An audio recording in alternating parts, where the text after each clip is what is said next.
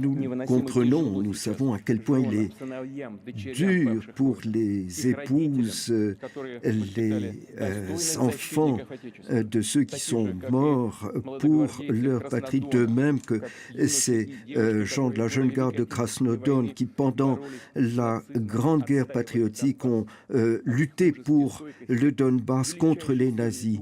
Et ils ont manifesté leur esprit de sacrifice et cette haute spiritualité. Et il faut aider ceux qui ont perdu leurs proches à élever une nouvelle génération. Les familles de chacun des participants à l'opération militaire spéciale doivent être entourées de soins et de sollicitude et d'honneur.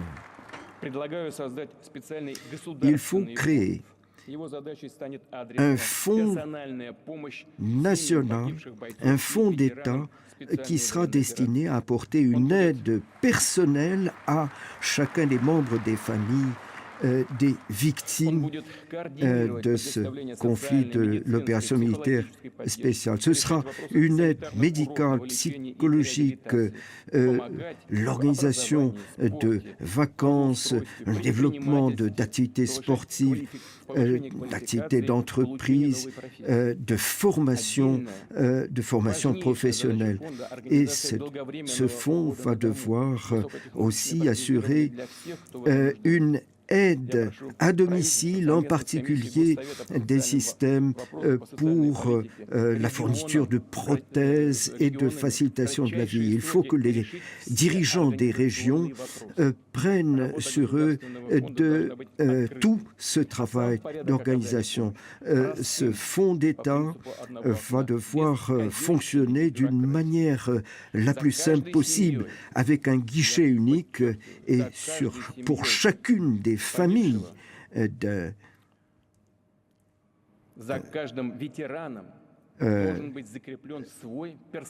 combattants tués et d'un ancien combattant, il faut que chaque famille, que chaque personne soit suivie de manière personnelle. Et il faut que, en temps réel, leurs problèmes soient résolus. Dès cette année, les structures de ce fonds d'État vont être déployées dans toutes les régions de la Fédération de Russie. Il y a déjà une aide pour les anciens combattants de la Grande Guerre et ce fonds va pouvoir également prendre à sa charge ces actions. Et je vais demander aux membres du gouvernement de s'occuper de cela. La création de ce fonds ne diminue en rien les responsabilités des autres entités et autorités. Les régions, les municipalités vont devoir s'intéresser aux anciens combattants, aux militaires. Il faut que les maires des villes et les chefs de région puissent se rendre aussi sur la ligne de front pour apporter leur soutien moral à leurs compatriotes. Maintenant, ce sont les gens du contingent, les mobiliser, les appeler, et les questions d'avitaillement, d'assurance de leurs besoins. Je comprends, d'après les nombreux appels qui me parviennent, que ces demandes ne sont pas satisfaites et tout le monde le comprend. L'opération militaire spéciale entraîne des charges extrêmement lourdes pour chacun. Il faut que mobiliser tous les militaires, tous les participants à l'opération militaire spéciale, de même les volontaires, puissent avoir une période repos de 14 jours minimum, pas tous les 6 mois, de façon à ce que chaque militaire puisse revenir dans ses foyers pendant quelques jours. Chers collègues, nous avons un plan de reconstitution et d'évolution des forces armées 2021-2025. C'est un plan qui est actuellement en cours de révision et pour renforcer l'armée et la marine, pour développer les forces armées, il faut se baser sur l'expérience militaire réelle acquise au cours de l'opération militaire spéciale. C'est une expérience qui est extrêmement importante. Pour ce qui est de l'équipement de nos forces nucléaires, nous avons un état de préparation de 91% et il faut que nous arrivions à un niveau de préparation aussi important dans toutes les composantes de nos forces militaires.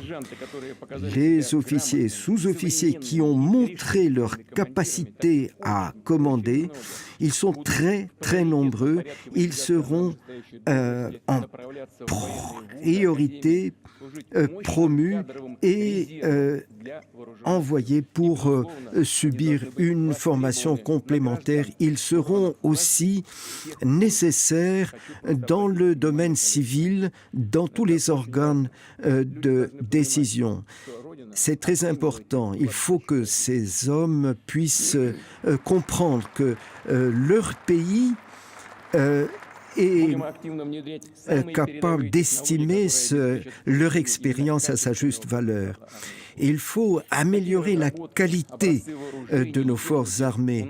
Et nous avons des moyens techniques de très bonne qualité. Ils sont bien supérieurs pour certains à leurs équivalents étrangers. Il faut développer la production en masse de ces moyens, de ces armes. Et cela, il faut que nous le fassions sur la base de nos connaissances, de nos moyens scientifiques et techniques. Et il y aura un développement de commandes militaires. Les bureaux d'études de nos industries d'armement font appel à des jeunes talentueux qui sont fidèles aux traditions de nos ingénieurs des armes russes, faire tout pour la victoire. Nous allons renforcer les garanties pour les collectifs de travailleurs. Ce seront les salaires et les conditions. Il faut qu'ils aient la possibilité pour les industries de l'armement de trouver des logements à des prix qui vont être subventionnés par le gouvernement pour une partie importante. Nous avons discuté de cela avec le gouvernement. Il faut que tout ce programme soit développé dans ses moindres détails de façon à ce que ces logements subventionnés soient développés dans nos villes de centres de l'industrie, de l'armement et d'instituts de développement des armes. Ce n'est pas une action militaire d'information qui est lancée contre nous par l'Occident. Et c'est sur le front économique qu'ils ont cherché à nous attaquer, mais ils n'ont rien réussi à obtenir. Je dirais même plus, les initiateurs de ces sanctions se punissent eux-mêmes. Cela entraîne l'inflation dans ces pays, la fermeture d'entreprises, une crise énergétique, et à leur peuple, ils disent « c'est la faute des Russes ».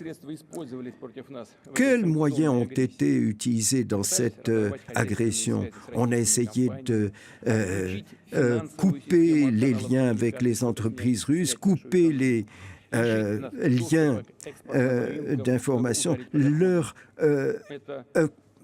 empêcher nos entreprises de leurs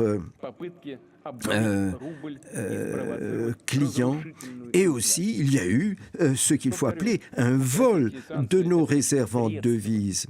Mais tout cela, ce ne sont que des moyens, alors que leur objectif, et c'est les chefs d'État occidentaux qui le disent, il s'agit de faire souffrir nos citoyens, faire souffrir nos citoyens. Voilà ces humanistes. Ils veulent obliger notre peuple à souffrir et déstabiliser notre société de l'intérieur. Mais leur calcul s'est trouvé erroné. En fait, la résilience de notre économie est beaucoup plus forte qu'ils ne le supposaient grâce au travail du gouvernement, du Parlement, de la Banque de Russie, de la communauté des entreprises et des travailleurs. Nous avons assuré la stabilité de notre économie. Nous avons défendu les emplois. Nous n'avons pas à laisser s'installer la disette dans les produits de première nécessité. En mars de l'année dernière, un ensemble de mesures ont été lancées pour soutenir l'économie et les entreprises. C'est 1 trillion de roubles qui a été mis en jeu. J'attire votre attention que ce ne sont pas des politiques de planche à billets. Cela se fait sur une base solide de l'économie de marché. Et en 2022, nous avons eu une baisse du PIB. Je voudrais que vous en parliez. C'est une information qui a été diffusée hier. Et tout cela correspond au projet. On nous avait dit que notre économie s'effondrerait de 25%. Or, en 2022, nous avons une baisse de notre PIB de 2,1%. En tout et pour tout, en février-mars de l'année dernière, on nous disait que notre économie allait s'effondrer. Or, les entreprises russes ont modifié leur logistique, se sont orientées vers des partenaires sûrs et fiables. Et dans le monde, ils sont la majorité. Par rapport au décembre 2021, nous avons des réserves qui ont augmenté. Avec des devises de nos pays amis, plus d'une moitié de nos réserves en devises qui nous allons créer un système des règlements internationaux qui vont être indépendants du dollar et des autres devises de réserve, qui vont de plus en plus avoir tendance à perdre leur caractère universel. Et c'est leur propre faute, ça n'est pas nous qui réduisons nos règlements en dollars. Ce sont eux-mêmes qui le font. Vous savez qu'il y a cette expression des canons contre le beurre. Bien sûr, la défense d'un pays, c'est ce qui est la priorité première. Nous ne devons pas répéter les erreurs du passé. Nous ne devons pas détruire notre propre économie. Nous avons tout pour assurer la défense et pour créer les conditions d'un développement sûr de notre pays. Et c'est dans cette logique que nous agissons et que nous allons continuer d'agir.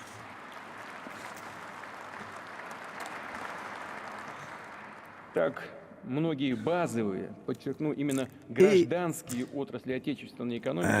grand nombre de nos branches les plus essentielles, non seulement n'ont pas été réduites, mais ont augmenté.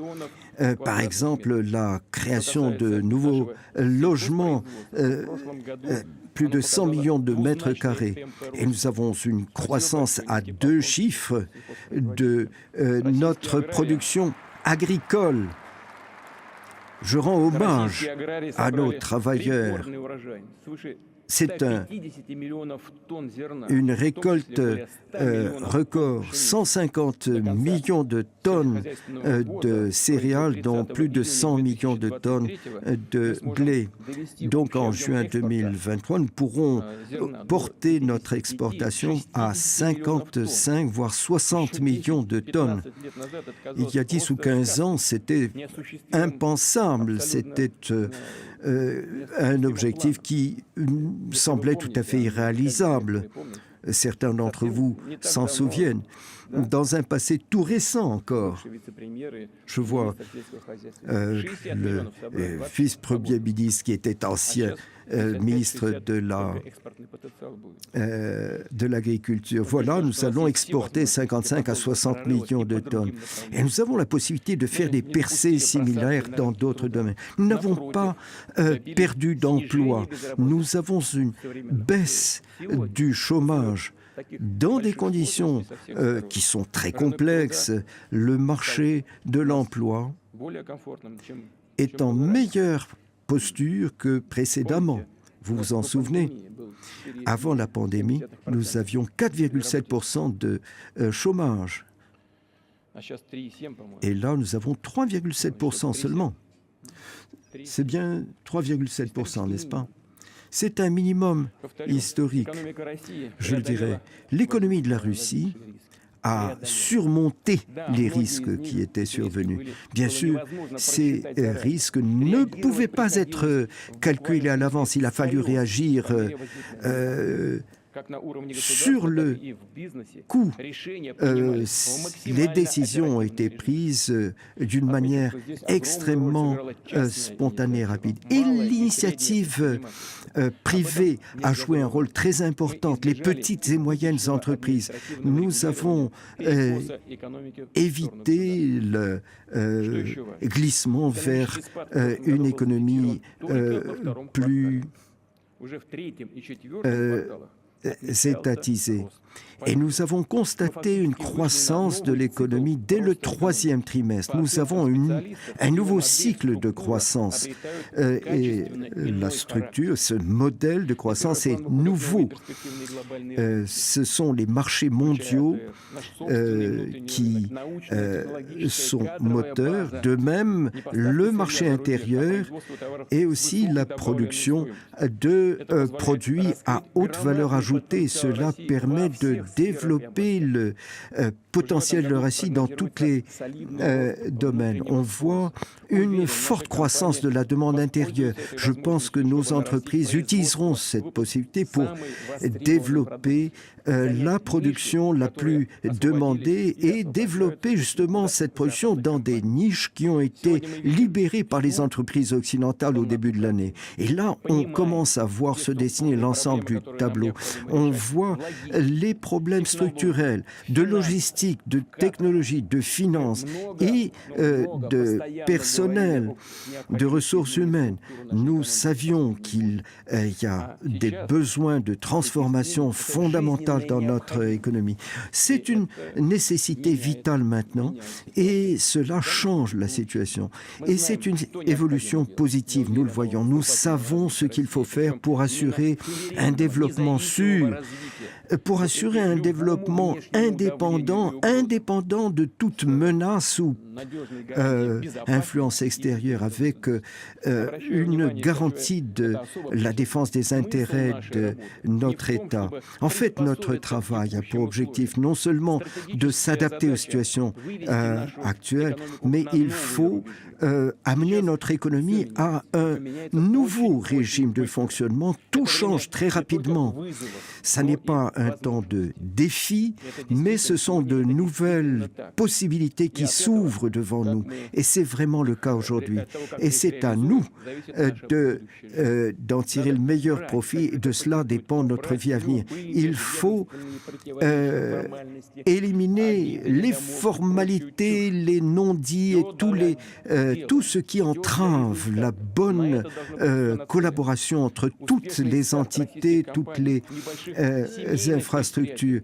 Il faut bien lancer les entreprises, en particulier les entreprises entreprises de petites et des entreprises familiales, des kilomètres de nouvelles routes.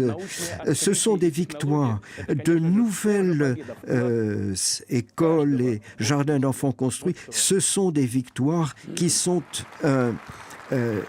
des éléments à mettre au pot commun de la victoire commune.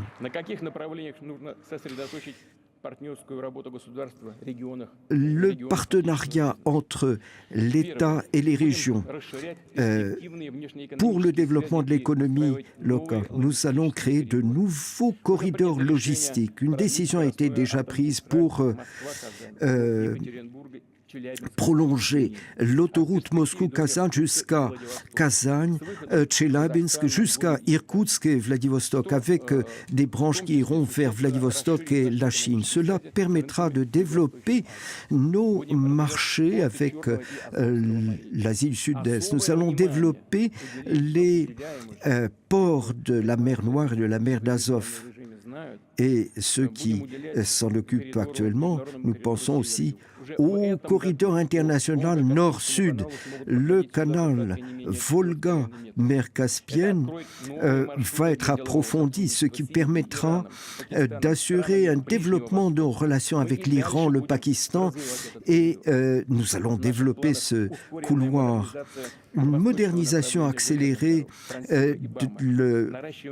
les voies ferrées, le transsibérien et la ligne ferroviaire Baïkal-Amour. Et cela nous permettra de développer nos objectifs de croissance de la Sibérie et de l'Extrême-Orient. La croissance de nos infrastructures, la télécommunication et en 2024, dans les grandes agglomérations et plus de la moitié des routes vont être remises en état.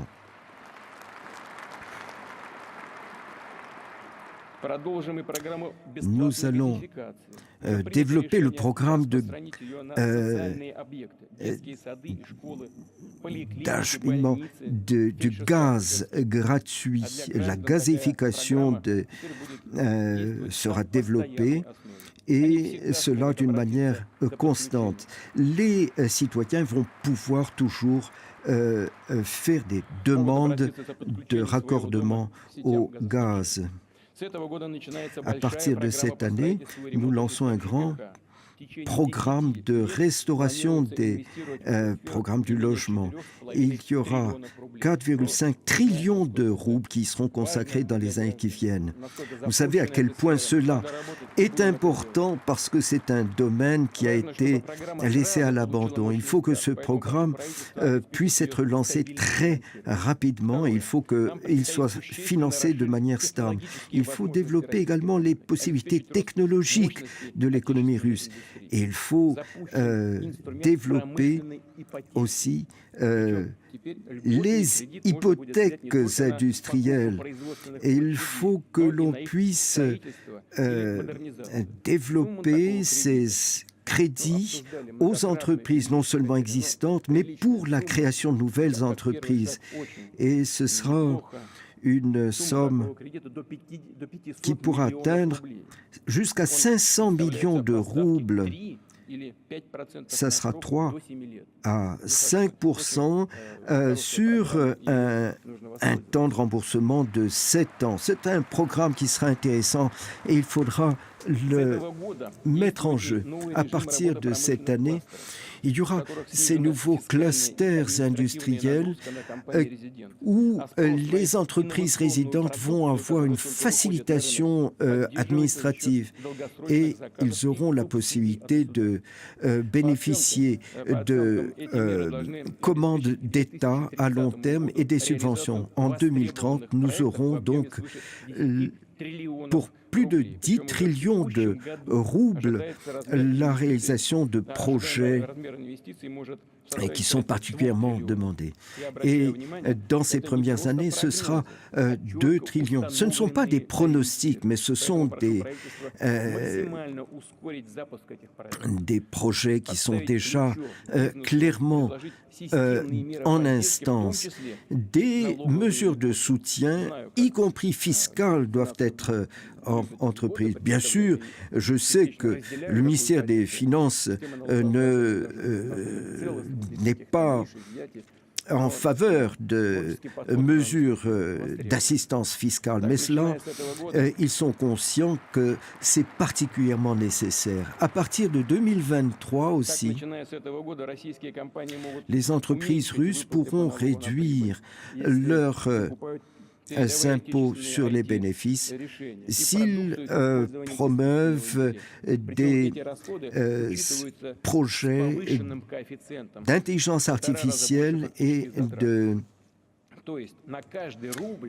pour chaque rouble investi dans l'achat de ce type de production, de nouvelles productions à haute technologie et d'intelligence, eh bien, pour l'achat de matériel à haute technologie de Russie, eh bien, pour chaque rouble dépensé, il y aura 1,5 rouble apporté par l'État. Troisième point. Une question très importante. Oui,